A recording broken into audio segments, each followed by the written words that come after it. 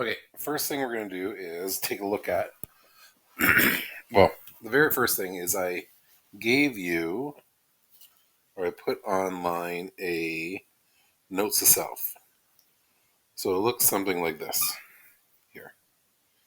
This notes to self is for you to make notes on um, all the important things of the unit will go in here. Okay, and you can make little notes here so you can have this as a little, not cheat sheet, but a check-in sheet. Okay, so first of all, go to that. And a lot of stuff we can put in here today, and I'll review that at the end. Okay, so first things first, before we start talking, um, the first unit we did was about one variable, as in we had one set of data points.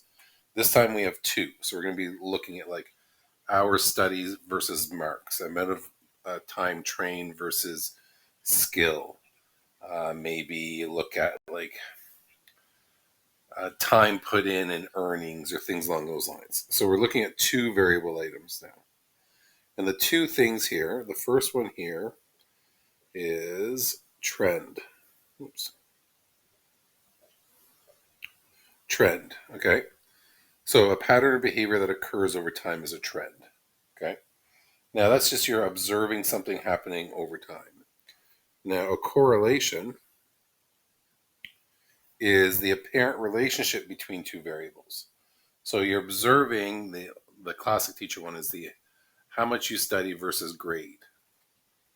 And you observe over time, the more you study for a test, the higher grade you get, the less you study for a test, the lower grade you get. So that's the apparent relationship between two variables, and this time would be time and grade. Okay. Now we can discuss this relationship by looking at a scatter plot in two words. One is looking at it through strength. Okay. The other is direction. Okay. So if we look at this, if we have this here as our graph, if we have dots going up, right, direction per se is positive. And if we have something going down, it would be termed as negative. Okay, so that's the first thing, positive and negative, and then all the strengths we discuss are going to be associated with positive or negative first. Okay, so if we look at a strong correlation, the dots on this graph are data points. Okay, so if we were looking at like this would be our grade, and this was time studying, the dots here are close together. We have a line of best fit going through it. The dots are close together. Therefore, we have this be a strong positive correlation because the dots are close together, which equal to strong, right? And then it's going upwards, which is positive. Okay. Now here we have still a positive correlation because the trend of the dots are going upwards. So we'd have a positive correlation. But then we would have weak because the dots are further out. Right? They're spread out and not quite as tight or consistent. So it'd be a weak correlation. Example of this would be like maybe pop cans sold and pop cans recycled. Generally, it's going to go up, but it's not going to be as consistent. Now, this one here, we have a downward line, so it's negative. And the dots are close together, data points are close together, so it's going to be strong. Let's keep going. Here's a weak negative one. We got dots that are further apart and a line going down. So it's weak because the dots are far apart, negative because the line's going down.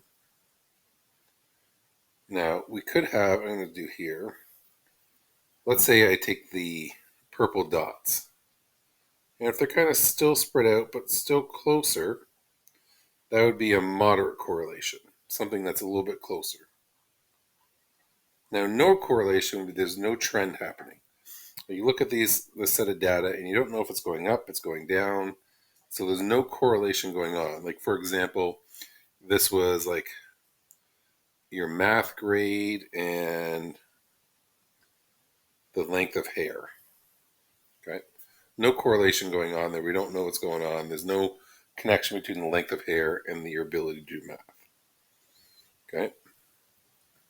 So if we go through these here, and we label them as a strength and a direction. Okay, so if you look at this one here, first of all, it's negative.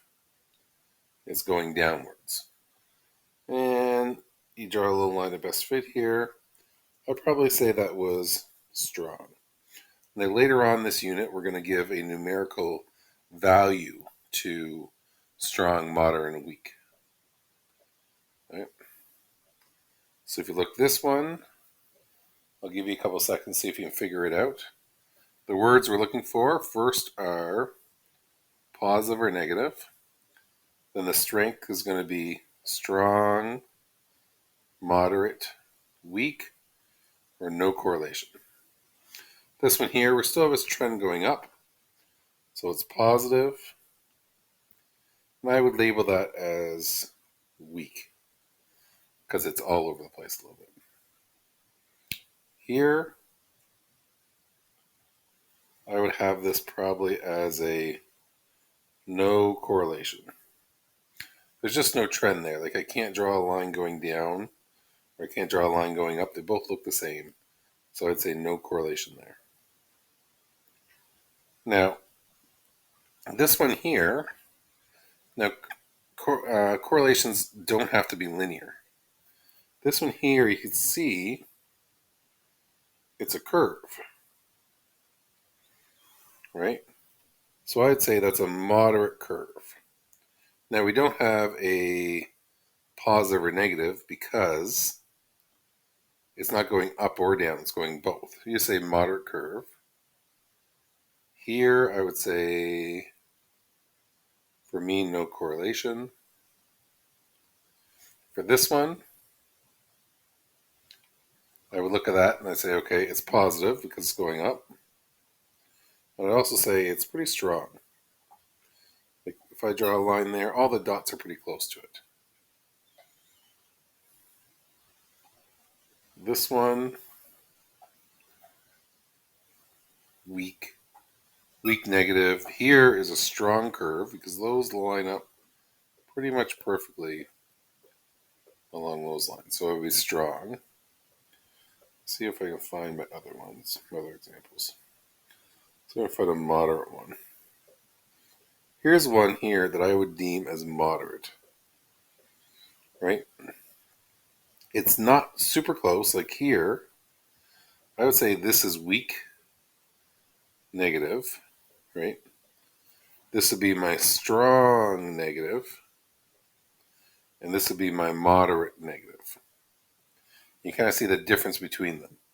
Strong, we're really close together around the line of best fit. Here, we're a little bit spread out, and here, we're even more spread out. Okay. Now, later on, we'll do a correlation coefficient, which is the numerical value of it.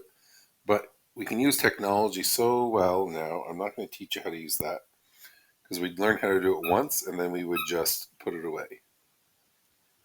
So on your notes itself, right now, the things that we covered would be this top part here. What's a trend? What's a correlation? And then you could draw a example of a positive correlation, a negative correlation here. Then we have strong, moderate, weak, and no correlation.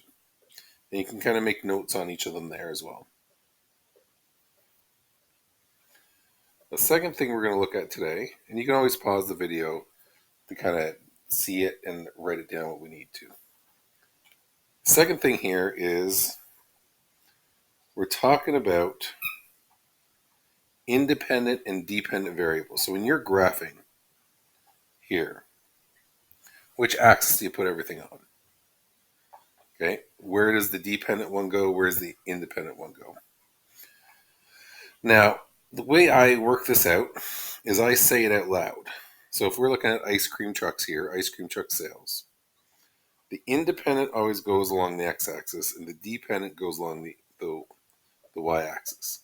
So I would look at this. I would say, okay, do sales depend on the temperature, or does temperature depend on sales?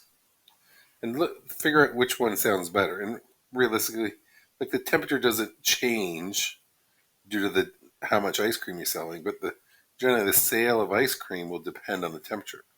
You're not going to sell as much right now in the winter as you would in the summer. So sales depends on temperature. So you'd be amazed how many students still struggle in this grade figuring out which is which. So let's do some examples here as I go here. So we'll do a bunch of here. So a study was done to find if different tire treads affect braking distance. So I'd say, okay, does braking depend on your tires, or your tires depend on your braking? I would take the first one as the independent one. So brakes depends on your tires. So tires is your independent and brakes are your dependent. The time it takes to run a mile. Time to run a mile depends on the person's running speed. So does speed depend on time? Or does time depend on speed? In this case, time depends on the speed of the runner. Now, after I read it, pause it, see if you get it right here.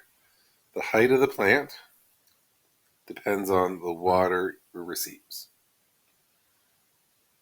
Now, these ones are literally giving you the answer. So this one, the height depends on the water. So let's go down to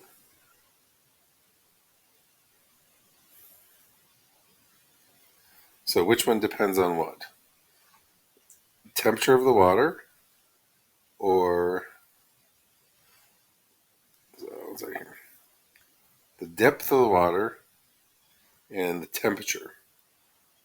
So does temperature depend on the depth of the water, or the depth of the water depend on temperature? It works out that the temperature depends on the depth of the water. So the amount of pollution produced by cars was measured using gasoline containing different amounts of lead. So we have pollution and lead. Does the amount of lead depend on pollution, or does pollution depend on lead? Well, the amount of pollution depends on the lead. Okay? So you have some practice to get through, and you're good for today. Fill out those notes to self, and then you have some practice identifying correlations, and then some practice identifying independent and dependent.